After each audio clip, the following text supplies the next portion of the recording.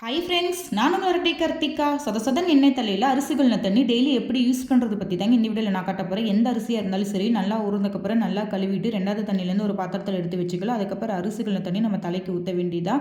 வேறு எந்த தண்ணியுமே யூஸ் பண்ணாதீங்க. அப்படியே அரிசிகள் தண்ணி யூஸ் பண்ணுறப்போ முகத்துக்கு வாஷ் பண்ணுங்கள், ரொம்பவே நல்லது. அரிசிகள் தண்ணி ஊற்றுறதுனால பார்த்திங்கன்னா முடி பிசு பிசுன்னு இருக்குது, அரிக்குது, ஸ்மெல் அடிக்குது, பிப் எடுக்குது அப்படின்லாம் எதுவுமே இல்லைங்க. நான் டெய்லி இது தாங்க யூஸ் பண்ணிகிட்டு இருக்கிறேன். ஒருவேளை நீங்கள் ஷாம்பு போடுற மாதிரி இருந்தால் வாரத்தில் ஒரு டைம் 2 டைம் பார்த்திங்கன்னா வேப்பிலை பேக்கு, வெங்காய பேக்கு எந்த பேக்காக இருந்தாலும் சரி, ஃபஸ்ட்டு அரிசிகள் தண்ணி ஊற்றிட்டு அதுக்கப்புறம் நீங்கள் ஷாம்பு போட்டு நல்ல தண்ணியில் ரெகுலராக வாஷ் பண்ணிடுங்க.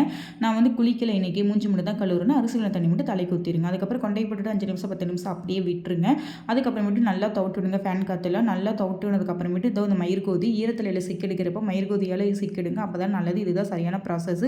சிக்கெடுத்ததுக்கு அப்புறமேட்டு நல்லா கிளிப் போட்டு ஃப்ரீ ஹேர் மாதிரி விட்டுருங்க. நல்லா முடி காஞ்சதுக்கு அப்புறமேட்டு மறுபடியும் சிக்கெடுத்திங்கன்னா சீப்பில் முடியே வராது. அதுக்கப்புறம் வலுவலுன்னு சீவிட்டு நல்லா பின்னி மடித்து போட்டுக்கோங்க. என்னால் மடித்து போட முடியாது, ஏன்னா நான் ஹேர் கட் பண்ணனால.